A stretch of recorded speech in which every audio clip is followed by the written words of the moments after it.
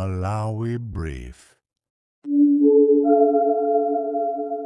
President Professor Arthur Peter Mutharika wafika mdziko muno kuchokera ku South Africa pa ulendo wake umene anali nawo wachinsinsi zambiri mu nkhani madzulo. Mtsogoleri wa dziko lino Professor Arthur Peter Mutharika wafika mdziko muno kuchokera mdziko la South Africa. Mtsogoleriyu wafika kudzera pa bwalo la ndege la Kamuzu International mu mzinda wa Lilongwe. Iye anachoka mdziko muno pa 5 August pa ulendo wake wapadera kupita mdziko la South Africa. Msonkhano wa maiko a SADC anthambi yoona zandale ndi chitetezo uyamba mawa la Mulungu pa 16 August 2026 ku Inkosi Albert Luthuli International Convention Center ku Durban mdziko la South Africa. President Professor Arthur Peter Mutharika anasankha wachiwiri wina wa dziko lino a Enoch Chihana kuti akayimire mtsogoleri wa dziko lino komanso kutsogolera nthumwi ku msonkhanowu. Musabatayi akuluakulu oyimira maiko a mbungwe la SADC akhala akukambirana za mmene chitukuko zomangamanga ndi chitetezo zikuyendera pokonzekera msonkhano wa 46 wa atsogoleri a maiko a SADC omwe uchitike lolemba pa 17 August. Nduna yoona za ubale wa dziko lino ndi maiko ena a George Chaponda ndiwo anayimira dziko la Malawi m'misonkhano ya nduna yomwe yakhala ikuchitika musabatayi. Wachiwiri wina kwa mtsogoleri wa dziko lino Enoch Chihana akuyembekezeka kudzalankhula ku msonkhano wa SADC komwe akakhala akukambirana komanso kutsogolera komanso kupereka utsogoleri wa nthambi yoona za chitetezo ku dziko la Eswatini. Dziko la South Africa lakhala lili wapampando ongogwirizira wa bungwe la SADC kuyambira mwezi wa Novemba chaka cha 2025 pomwe dziko la Madagascar lomwe linali wapampando litatula pansi udindowu. Lolemba pa 17 August, President wa dziko la South Africa Cyril Ramaphosa akhala akutenga utsogoleri wa bungweli omwe ndi wa chaka chimodzi. Enoch Chihana omwe akuyimira President Mutharika ku msonkhanowu anyamuka mdziko muno lero kupita ku msonkhanowu. Boma la India lalonjeza kuti lilimbikitsa ubale wake ndi dziko la Malawi m'magawo osiyanasiyana pofuna kuthandizapo pa chitukuko cha chuma cha dziko lino. Kazembe wa dziko la India kuno ku Malawi Amaraham Guja ndiwo anena izi ku Lilongwe pamene mzika za dziko la India zomwe zikukhala mdziko muno zinasonkhana pamodzi pokondwerera kuti dziko lawo lakwanitsa zaka 80 lili pa ufulu odzilamulira. Kuchokera ku Lilongwe, Patrick Dambula wafika ndi ripoti. Polankhula pa chikondwerero chokuti dziko la India lakwanitsa zaka 80 lili pa ufulu odzilamulira, kazembe wa dziko la India kuno ku Malawi Amararam Gujat anati ofesi yawo mchaka chapitachi idaonetsetsa kuti nduna za boma za mdziko muno zipite kukacheza ku India, chomwe ndi chizindikiro chakuti dziko la Malawi ndilodzipereka polimbitsa ubale wake ndi dziko la India. Pa nkhani ya maphunziro, kazembeyu anati pansi pa mgwirizano wa maiko a Malawi ndi India, achinyamata akuno ku Malawi okwana 30 akhala akupita ku India mchaka chapitachi kukaphunzira zinthu zosiyanasiyana zimene zingathandize kutukula dziko lino, ndipo analonjeza kuti chiwerengerochi chikwera posachedwapa. Pa nkhani za malonda, a Gujarat anati boma lawo lakonza zochitika zosiyanasiyana zofuna kulimbikitsa amalonda mdziko muno m'mizinda yonse ya mdziko muno zomwe zingathandizenso kukweza chuma cha dziko lino. A Gujarat pamenepa analonjeza kuti apitiriza kuonetsetsa kuti malonda pakati pa maiko a Malawi ndi India akuyenda bwino monga malonda anandolo, kamba kakuti nkhani ya malonda ndi imodzi mwa zinthu zimene dziko la Malawi likulimbikitsa. Wapa mpando wa nzika za dziko la India koma za chisilamu zomwe zikukhala mdziko muno a Imtiaz Mirza anayamika boma la Malawi kamba ka chithandizo chimene lakhala kupereka kwa anthu pafupifupi 18,000 aku India amene akukhala mdziko muno. Dziko la India lidalandira ufulu wake kuchokera ku dziko la Britain pa 15 August mchaka cha 1947. Patrick Dambula, MBC, Lilongwe.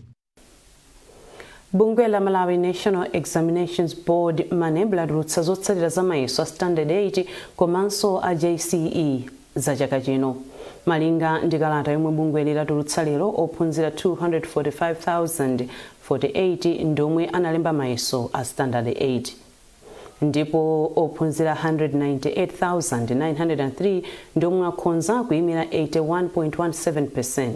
Ophunzira amuna 101,548 mwa 118,511 akhonza kuyimira 85.69%. ndipo atsikana 97,355 mwa atsikana 126,537 akhonza kuyimira 76.94%. mwa ophunzira 154,880 a form 2 125,777 ndomwe akhonza kuyimira 81.21%. Bungwe lirati ophunzira amuna ndomwe achita bwino pa zotsatira za mayeso a standard 8 komanso a form 2. Amuna akuyimira mapesenti 84.04 kuyerekeza ndi akazi omwe ndi mapesenti 78.49. Dziko la Malawi akuti lapeza ndalama zokwana $269 million kuchokera ku malonda fodya omwe achitika sabata 17 zapitazi. Bungwe lona za ulimi wa fodya la Tobacco Commission lati fodya okwana makilogramu 135 million ndiyemwe amugulitsa kale pa msika. Isaac Jali wafika ndi ripoti. Polankhula ku msika wa fodya wa Chinkhoma mboma la Kasungu, ofalitsa nkhani za bungwe lona za ulimi wa fodya mdziko muno la Tobacco Commission a Teleforas Chigwenembe anati dziko la Malawi lidapeza fodya okwana makilogramu 155 million osati makilogramu okwana 197 million monga adanenera poyamba. Iwo anati kutsika kwa kuchuluka kwa fodya amene dziko la Malawi lapeza kwachitika atachita kafukufuku wina mu Juni, ndipo apeza kuti mvula yowonjeza kwambiri imene imasungunula fetereza ngakhalenso mankhwala mu fodya komanso matenda osiyanasiyana ndi zifukwa zimene zachititsa kuti dziko lino lipeze fodya otsikirako poyerekeza ndi momwe akatswiri amaganizira poyamba. Komabe a Teleforas Chigwenembe akuti chosangalatsa nchonena kuti mmene zateremu ndiye kuti pali chikhulupiriro kapena kuti chiyembekezo choti makampani ogula fodya agula fodya yense amene alimi ali naye mdziko muno, kamba kuti iwo akufuna kugula fodya okwana makilogramu 170 pamene dziko lino lili ndi makilogramu a fodya okwana 155 million. Kotero kuti palibe mulimi amene atsale ndi fodya osagulitsidwa. Ndidaona kuti alimi ambiri ataya fodya wawo atakolola kale. Izachitika motani? Adakolola fodya koma kunyumba kana kumudzi adalibe zigafa zokuti asungiremo ayikemo fodya uja, ndipo amayamba kukonza zigafa zawo fodya uja atabweretsa kale pa khomo, ndipo zimene zimachititsa kuti fodya uja wina aziwonongeka. Zimene zachititsa kuti kuchuluka kwa fodya amene tikuyembekezera chaka chino kukhale kotsika kuposera mmene tinkayembekezerera koyambirira. Koma ife ngati Tobacco Commission tikuona kuti zimenezi zisadandaulitse ayi, chifukwa tikanakhala odandaula kana okhala ndi nkhawa kwambiri tikanati tili ndi fodya wambiri kuposa amene kampani zogula zikufuna, chifukwa kampani zija zikanatha kugula fodya uja nkunena kuti ifeyo tafika pa 170 million kilograms tamaliza, tikanakhala ndi fodya amene sanagulidwe. Iwo apitiriza kunena kuti munyengo yomwe chaka chatha dziko la Malawi linali litapeza $464.8 million kuchoka ku makilogramu okwana 182 a fodya. Pamenepa a Teleforas Chigwenembe akuti ngakhale zikuoneka kuti dziko lino lipeza ndalama zocheperako kuchoka ku malonda a fodya komanso kuti lalima fodya ocheperako chaka chino, msika wa fodya chaka chino wayenda bwino kamba kuti unalibe milandu kapena kuti sumayima chifukwa cha zovuta zina. Komabe bungwe la Tobacco Commission ladandaula chifukwa cha mchitidwe wa ogula fodya amene anakana fodya wambiri chaka chino, komanso nthawi ina akuti amachedwa kulipira ndalama kwa alimi. Kupita chisogolo, a Teleforas Chigwenembe ati bungwe lawo la Tobacco Commission lilimbikitsa kuti alimi azilima fodya ekhayo ogwirizana ndi mulingo umene ogula fodya akumufuna. Isaac Jali, MBC, Kasungu. Bungwe la National Statistical Office NSO mogwirizana ndi bungwe la Malawi Communications Regulatory Authority MACRA lichita kafukufuku waluso la makono la ICT kuyambira pa 24 August mpaka Oktoba chaka chino. Ofalitsa nkhani za bungwe la NSO a Samuel Chipokosa ati kafukufukuyo athandiza kudziwa momwe dziko lino likuchitira pa nkhani la luso la makono zomwenso ndi zothandiza pa chitukuko cha dziko lino. Mtolankhani wathu Charles Pensulo anayankhula ndi Chipokosa. Ndi lingaliro lopanga kafukufuku wachinayi umene tikucha Fourth National ICT Survey.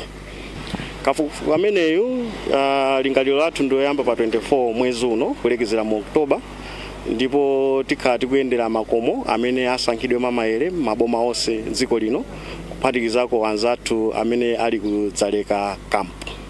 Kwambiri tikati kuyendera makomo amene atasankhidwe, andi makomo menemu tikati kufunsa mafunso okuzana ndi mene anthu agwiritsira ntchito zipangizo za makono zolandira kutumizira kapena kutumizira uthenga, monga mafoni, matelevision, nkhani zotumiza ndi kulandira ndalama, komanso mene agwiritsira ntchito masamba a internet. Kafukufuku amene ndo thandiza kwambiri.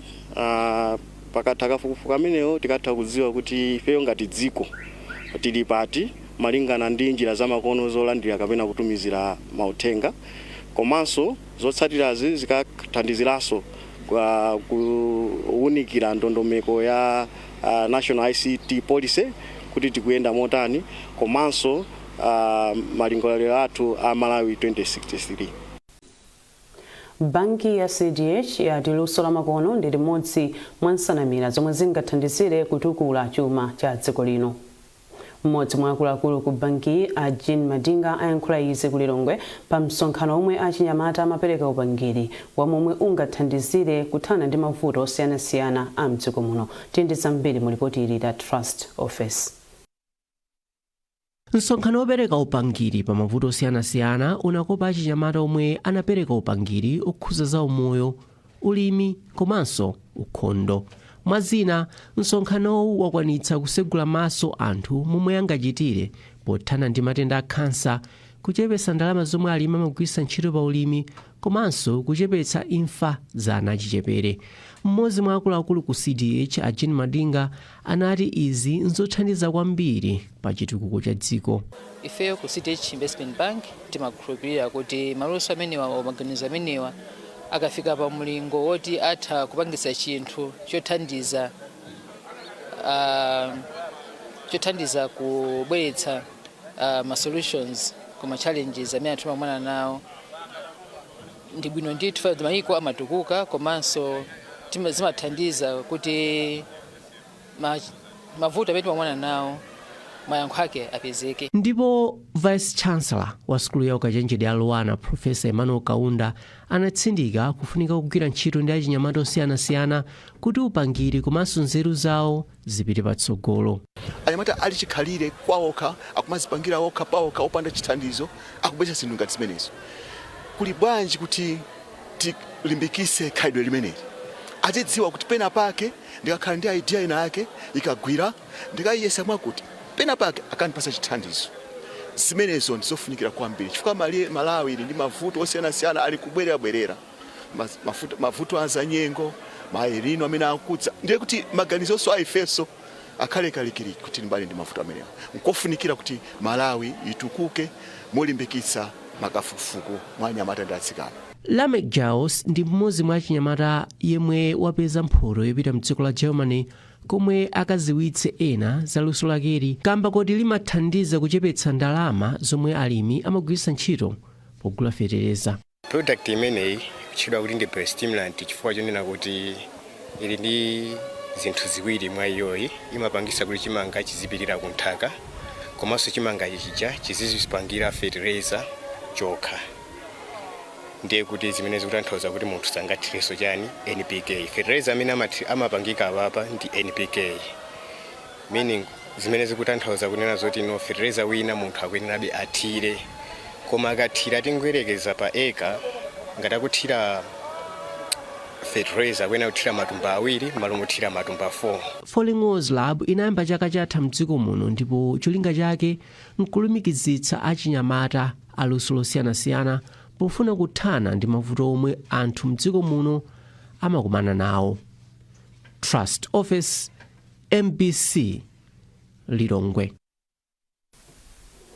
Kampani ya Smile Life Insurance yapereka ndalama zokwana 5 million kwacha zothandizira ophunzira omwe ndosowa pa sukulu ya Ukachenjede ya Catholic University.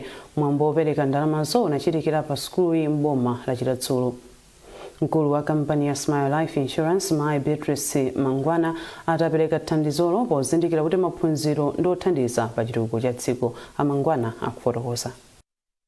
Atinakenza kuti tithandizire mbali imene chifukwa chiganizo chimene apanga a Catholic University ndi chiganizo cha pamwamba kwambiri ndi chiganizo chofunika chifukwa skulu masiku ano inadula ndi pali ana ena oti amafuna ataphunzira koma ndalama amakhala alibe.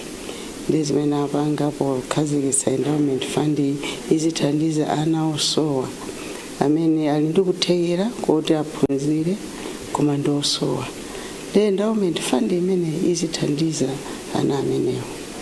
Ndi nkona tinaganiza kuti tithandize nafenso titenge nawo gawo. Ophunzira kuno timalemba ntchito amabwera pa internship amabwera odzagwira nafe ntchito mwina 3 months komabe tikamalembaso anthu ntchito timatha kuwatenga. Wapampando wa bungwe la Malawi National Council of Sports Jim Kaluwa ayamikira nkhalakale pa masewero a mpira wa miyendo atsikana kamba koyika maziko abwino omwe athandiza timuyi kuchita bwino. Tindi zambiri mu ripoti ili la Foster Maulidi.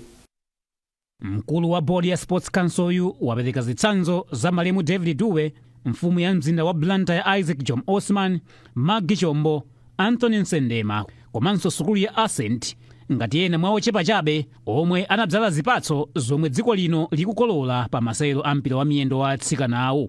Futa kuzayifuta sokusogolo koma ndichikhulupirira kuti uno ndi mmene akuchitira atsikana ayifuta ujena ku Brazil. Ndalama ndituze naperekedwa tikwena kwa kucheni kwathu kuzaso president ndi ku ministry. Matimu onse amene apanga contribute anthu amene anaziyamba zinthu zizi kumbuyo kunali achina Sujongira malemu David Dube and mwambadalera so apart from tibwerezeso kubacheni kwathokoza a National Bank ma sponsors komanso a farm president ndi chiganizo chawo chonena kuti tiyike mutu panjanji tikwenze chani ma-allowances kufika level imene chayi ndi chinthu chosangalatsa kwambiri. Ndi nkhani imeneyo tafika pamapeto pa nkhani zathu madzulo ano.